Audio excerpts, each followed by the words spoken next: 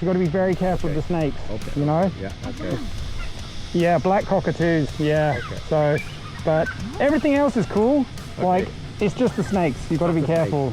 Linked. I need to adjust my mirrors. There we go. There's a bit of learning that I've done. Now I can check my armpit whenever I want to. That's not right. But that opened up a whole new world to me. A whole new world. Got a bit of vibrato in there because of the old. So here we go. First time off road. This is fully stock. The bike is fully stock and I'm fully stock. So I don't really know what I'm doing. I probably should say don't do this at home for paid professionals only. Well, I'm not being paid, not even by the end of it, but I might be a little bit trained, self-trained. I'm gonna get pretty pumped and pretty hot and sweaty, so we'll see how we go. But yeah, so stuff I'll mention straight away about gear and stuff. I am feeling hot, but if I was on the road or on my Duke on the road, if I stopped, I'd start sweating as well, because you need the airflow to keep you cool and the bike cool. But yeah, I don't think these hills are gonna really look like much on camera, but they are moderately steep, like probably steeper than anything I've done on the Duke. And I've done a tiny bit of mountain biking over the years, and I don't think I've really hit anything like this. But yeah, I mean, this bike is capable. I'm not like kicking the doors open on that one. There's plenty of videos out there that show people absolutely shredding on these, but they have done a lot of upgrades and they are experienced riders. And this is stock and I'm stock. So yeah, and I'm also sweating because everything's sweating now. But yeah, so gear wise, I'm gonna have to improve as a rider. Probably gonna have to do some upgrades on the bike eventually, because yeah, I could just keep it stock long term, but I think there is it's not an issue, but it's like an upgrade that loose gravel there. It's an upgrade that basically is recommended by Tucker on Electric Cycle Rider, which is he and his team reckon that this bike benefits from a 2118 wheel combo wheel set. And as this is the R edition of the bike, the 2024 R Ultra Bee, it has an 18-inch wheel at the back, so the front is still 19, so that's something I probably will look at changing, especially for the dunes, because I can get a wider, bigger tire on the front, and that'll help get the front of the bike up and out of the sand and on top of it, which was the same principle on the quads. And if you're driving a car as well, or a ute, yeah, you want to be on top of the sand. That's where the tire pressure comes in as well. You want to be on top of the sand, not in the sand. And the foot pegs as well, they're the stock pegs, and I don't feel like I got much grip on those. The ones on the quads were like bear traps. The teeth on those were vicious, but they locked into my work boots, the tread on my work boots, so I felt planted. Whereas with this right now, with the motorbike boots that I've got, they got a bit of tread but not much, because the pegs on my KTM 390 Duke are essentially a mix of a bit of rubber and metal and stuff, but they're kind of flat with a little bit of grip. But yeah, these boots aren't locking into these pedals at all. And I have, when I was doing that riding a couple of years ago with a friend who was trying to get me into mountain biking, that is, I did a jump, little jump, felt massive, and yeah, one of my feet came off one of the pegs when I landed, because there was not much grip on there, because the teeth were all worn down and stuff. And yeah, let's just say I became intimate with the seat, and it was quite painful. So I don't particularly want to have that happen with this. But yeah, don't get me wrong, I'm super tempted to go out onto the sand, but I've got to build this up step by step, and I am sweating already. And I don't want to get, I spent lunch breaks out on the dunes just watching these enduro riders coming out on their big bikes and just getting stuck, like here, between here and where those gates are up there. And it was at the main entrance, but that's my tracks from before. It doesn't look like much, and it looks like I'm good and I'll be golden, but it was hard going. And I've had to help hundreds of people get unbogged riding quads. Even then, like, I don't know what I'm doing. The back end squirreled out. Squirreled? I don't know, is that a term? Fishtailed or whatever. But it's an electric bike, so it's more forgiving. You know, I don't have to worry about the clutch. It's got instant torque. Like, basically you can be doing 1 kilometer an hour or almost 0, and you've got instant torque and all the power you need. Don't have to spin the thing up or anything like that. But it's a process, right? I'm trying to build up towards that, and I'll keep making videos and I'll keep posting. But yeah, like I say, I used to sit and have my lunch and watch these riders come on, and they'd seen, oh yeah, I'll go to Stockton and ride my bike on the sand dunes there. It's supposed to be as good as Fraser Island, possibly better, you know. And they'd sometimes it'd be big enduro bikes, sometimes it'd be dirt bikes, but they would get stuck literally 10-20 meters onto the dunes, and they'd keep pushing to get further and further, and then they'd be, you know, 25-50 meters out and totally bogged.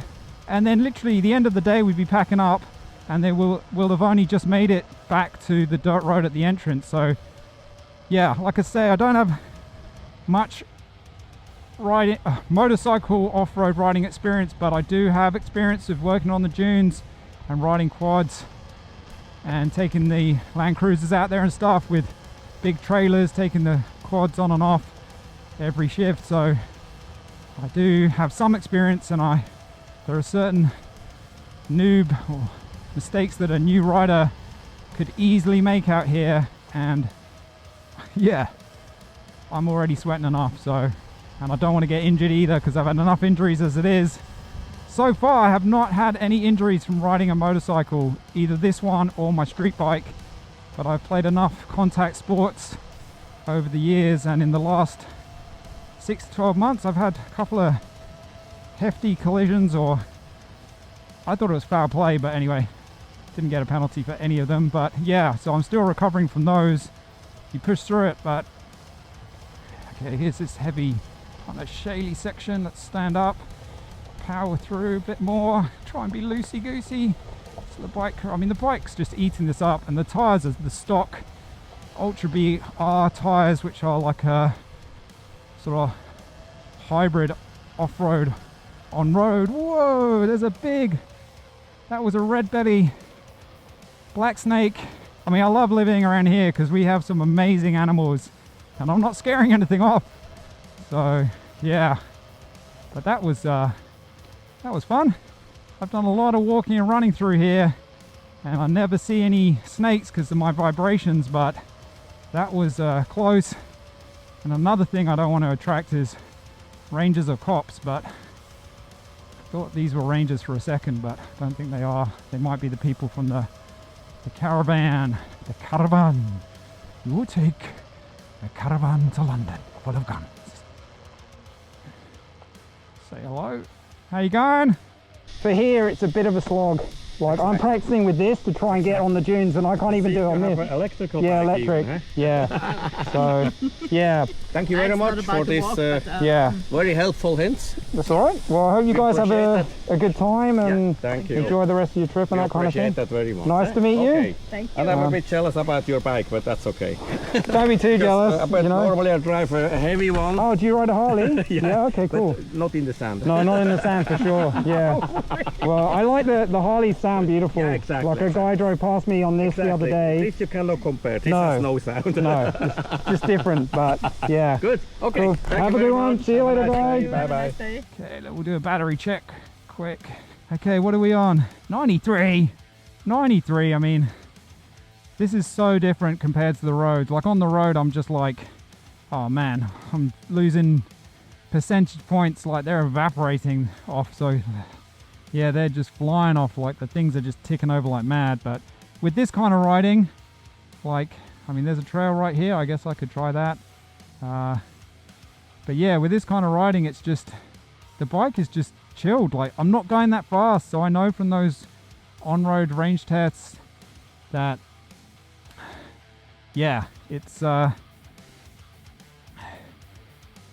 it's the speed essentially. But I'm pretty sure in the sand as well, that in the sand, that will have an impact too. Like that's going to put a strain on the motor and put a strain on the battery and everything else like that. So I'm super interested for those range tests and those range numbers as well. So yeah.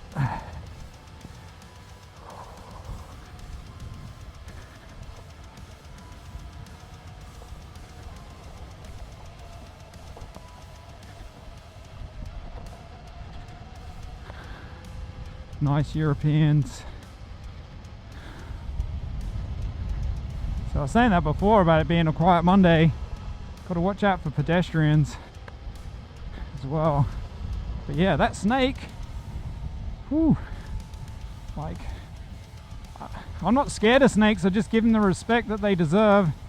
And yeah, we got a lot of poisonous snakes out here. I'm trying standing up.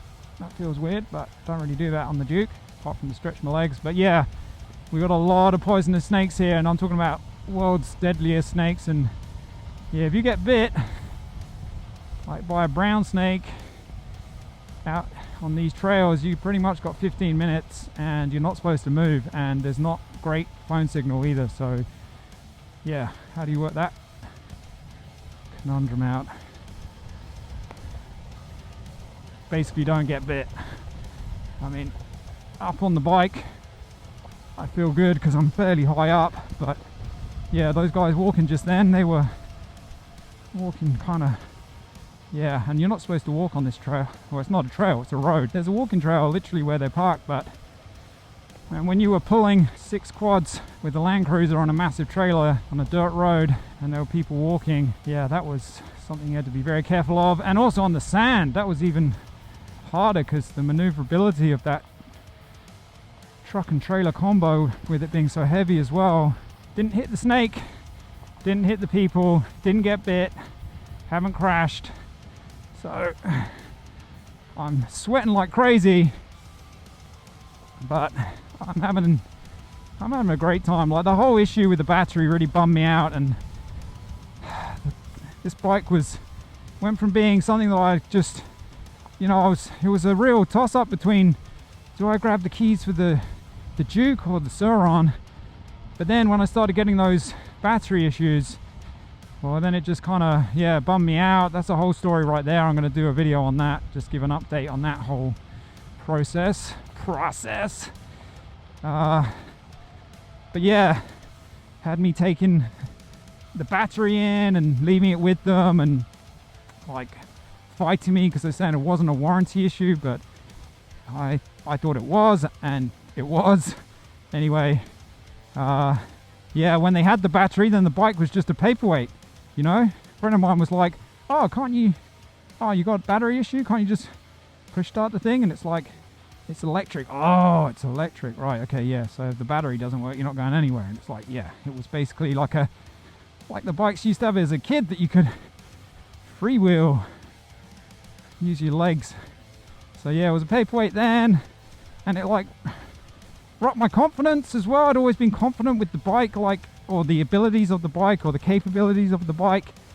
And like, yeah, the problem was battery equals range, and if you're not able to charge to 100%, well, then your range isn't effectively 100% either. So that's the thing, they are linked. I need to adjust my mirrors. There we go, there's a bit of learning that I've done. Now I can check my armpit whenever I want to. That's not right. Ugh. Basically when I stand up I can't see anything out the mirrors, so trying to check behind me. Maybe I do need it set to my armpit. Right, let's try that. Nope, not the armpit. That would have been easy to remember though. Okay. Oh yeah, that's better.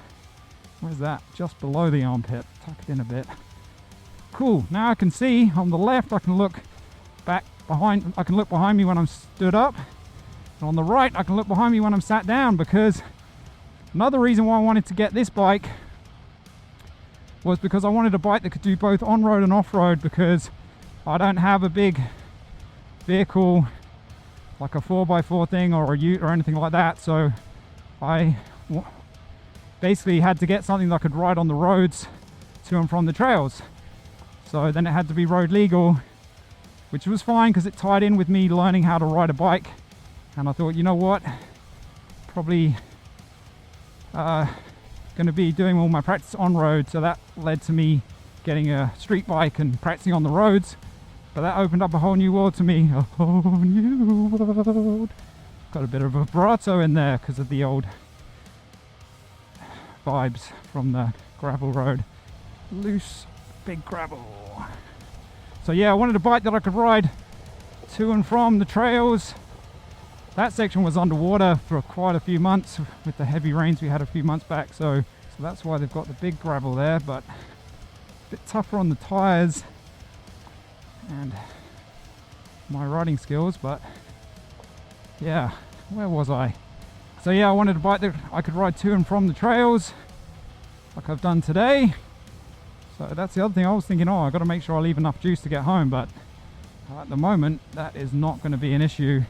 And I'm basically, at the moment, I just look down, I'm doing 30, basically feels comfortable. I think that'll get faster as I get more confident. There are speed limits and stuff that I got to adhere to, better check out those signs. But yeah, I'm doing about 20 to 30 when I'm doing the top speed along here, but yeah, more like 10, 15 when I'm slowing down, sort of have a bit more control. But yeah, so far, there's our European friends driving off. They would have had a shock. They would have had a long walk and then got to the back of the dunes and had to walk quite a way to get to the water. Guy had his towel. It's like, yeah, it's a big dune system. Depending on where you pop out, you got another kilometer, 2 kilometers, 3 kilometers. But I think where this one pops out when we're turning around, I don't know, maybe 2 kilometers, but it's walking through sand and up and over big dunes and stuff. So yeah, so far this thing is just loving life in this environment. So that's interesting that we've split away from riding on the roads, and this thing can ride on the roads. Like I've done a video comparing them as commuters, so you can watch that if you want. I'll put that in the description. And I thought they were pretty close. I'd be happy riding either of them. Could probably have a bike that was more suited to that, yeah, but just in a direct comparison, doing that gas versus electric between the two, I thought they were pretty similar. I'll link to maybe that gas versus electric playlist, and yeah, I'll put that on the screen now, and I'll put in the links in the description as well. But once I've done the other videos, I'll link them here. But yeah, subscribe if you don't want to miss any videos. If you're enjoying them and stuff, feel free to comment in the comment section, give me advice or tell me I'm no good or whatever. But yeah, ride smart, ride safe. Hope you enjoyed the video. I'll catch you in the next one.